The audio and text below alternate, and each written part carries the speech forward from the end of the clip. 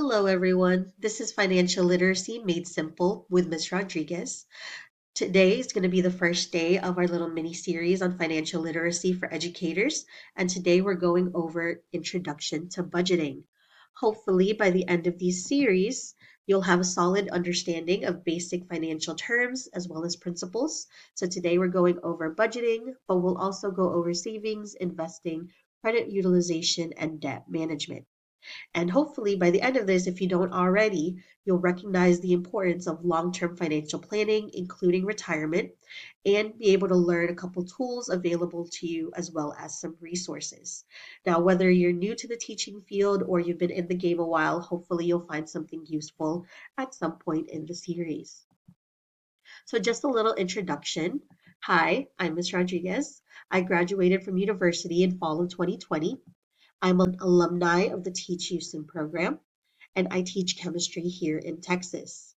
Now, just to be very transparent, I am not a financial advisor. However, I am very, very passionate about teachers taking charge of their financial futures. Now, throughout this series, I'm going to talk very openly about money. I fully believe in financial transparency. I don't believe that finances should be such a taboo subject. And throughout this series, I'm going to be completely open and honest with you guys about my journey with money. And I hope that in the discussions in the comments, you will be too. Now, just a little bit about my financial journey in 2016 to 2020. Those are my college years. I had scholarships, but I still had to take out loans and work as a server in order to make ends meet.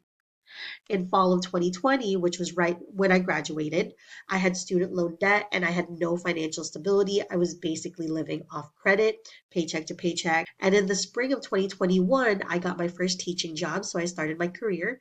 And for the first time ever, I had a stable income, but I didn't know what to do with all that money.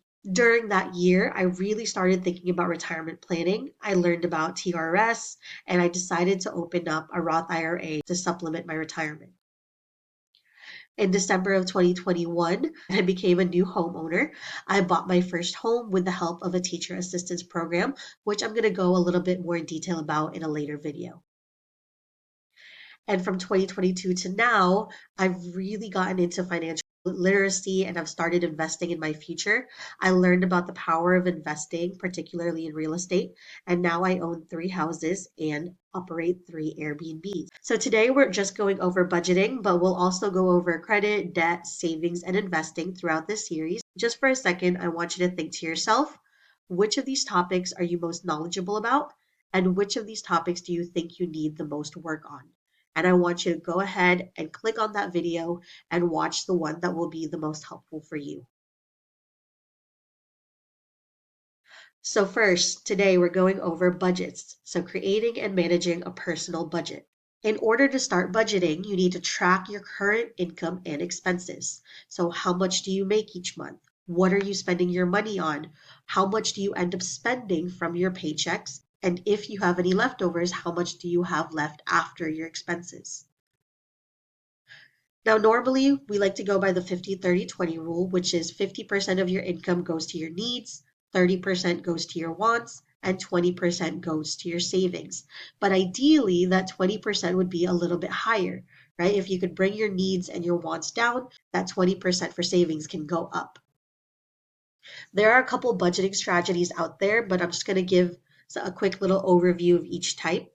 The first one is the zero-based budget, which is you look at your income, so every cent of your income is accounted for.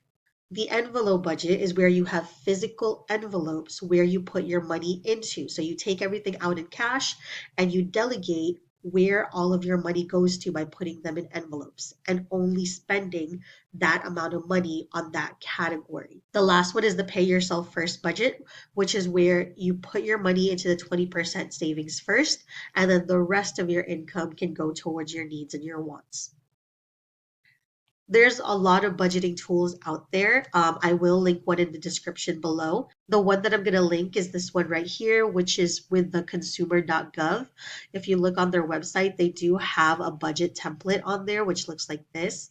And it just helps you create your categories that you might not even think of as a category for your monthly expenses. So things like rent or your mortgage, insurance, utilities, internet, groceries, eating out, things like that.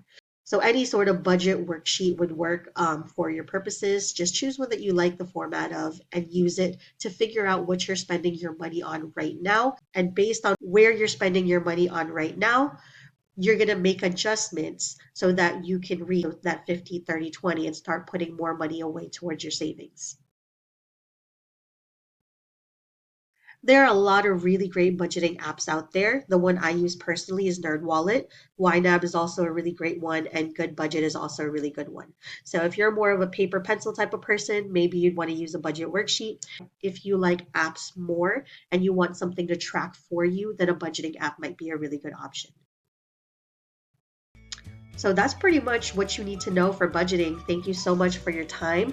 Please let me know if you have any questions in the comments below, or if you want me to deep dive into any of those budgeting strategies that I had listed. Please don't forget to like this video if it was helpful to you, and to subscribe so that you can see the rest of my financial literacy series when they come out. If you happen to be a chemistry teacher or know one who needs some resources, I do have a TPT store.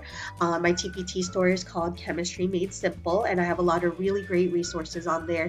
So worksheets, labs, PowerPoints, activities for the entire year of chemistry. I hope you guys have a great day. Goodbye.